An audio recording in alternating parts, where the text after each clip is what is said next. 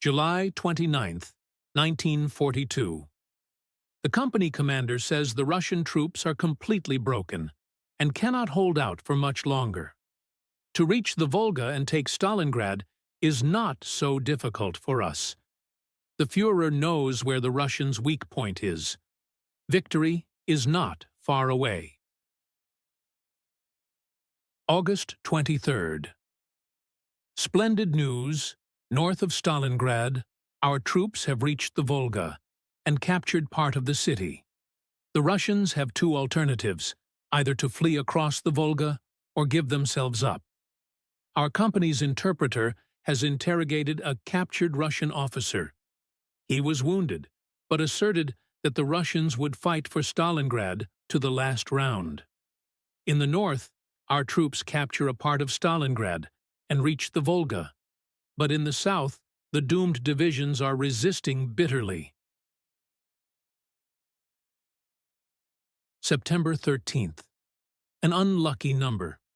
This morning, Katyusha attacks caused the company heavy losses.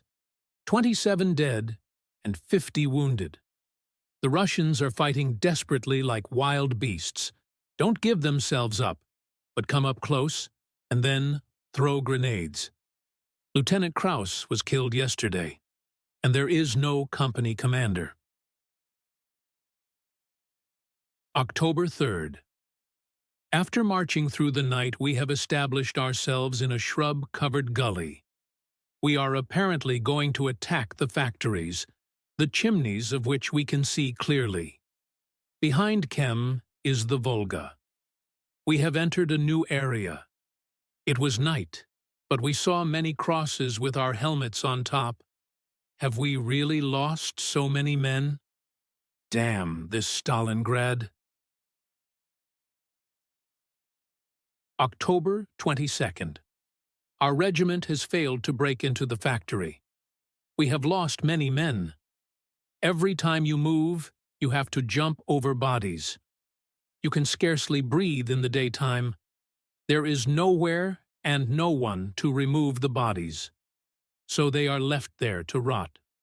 Who would have thought 3 months ago that instead of the joy of victory, we would have to endure such sacrifice and torture, the end of which is nowhere in sight? The soldiers are calling Stalingrad the mass grave of the Wehrmacht. There are very few men left in the companies. We have been told we are soon going to be withdrawn to be brought back up to strength. December 14th. Everybody is racked with hunger. Frozen potatoes are the best meal, but to get them out of the ice-covered ground under fire from Russian bullets is not so easy. December 25th. The Russian radio has announced the defeat of Manstein. Ahead of us is either death or captivity. December 26th. The horses have already been eaten. I would eat a cat. They say its meat is also tasty. The soldiers look like corpses or lunatics, looking for something to put in their mouths. They no longer take cover from Russian shells. They haven't the strength to walk, run away, or hide.